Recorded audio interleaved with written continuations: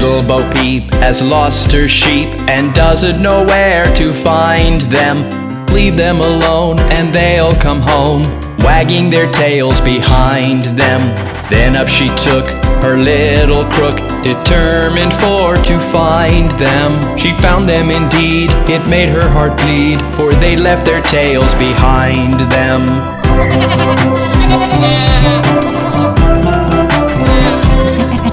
It happened one day as Bo Peep did stray into a meadow hard by. There she espied their tails side by side, all hung on a tree to dry.